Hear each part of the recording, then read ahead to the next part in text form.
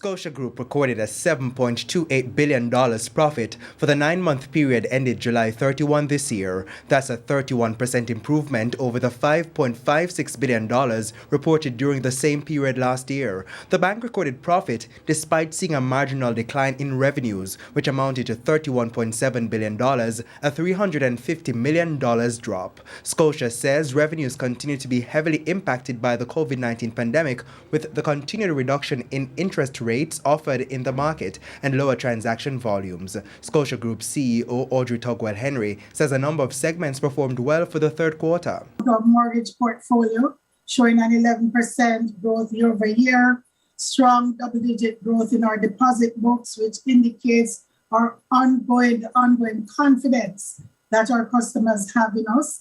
We also have accelerated on our digital agenda, and that has resulted in making it easier for our customers to do business with us.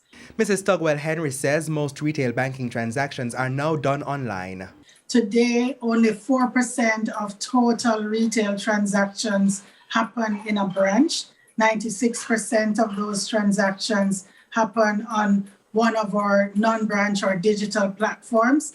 And we're seeing continued acceleration in terms of the number of customers who are adopting and moving to using our digital platforms on a consistent basis.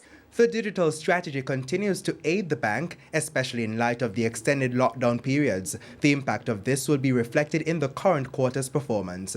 As the fourth quarter progresses, the company also plans on doing more for client interactions. We have built out a customer experience unit that will help our customers who have difficulties that are not being resolved in line with their expectations.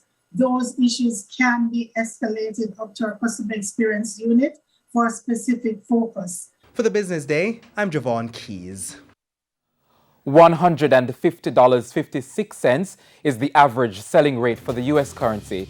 The Canadian dollar is trading at $120.02, the pound for $208.05, while it's costing $180.17 for the euro.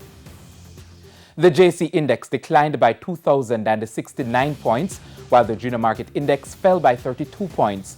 Among the advancing stocks were Trans-Jamaican Highway US dollar shares, Proven Investments, Caribbean Cream, Jetcon Corporation, and Access Financial Services.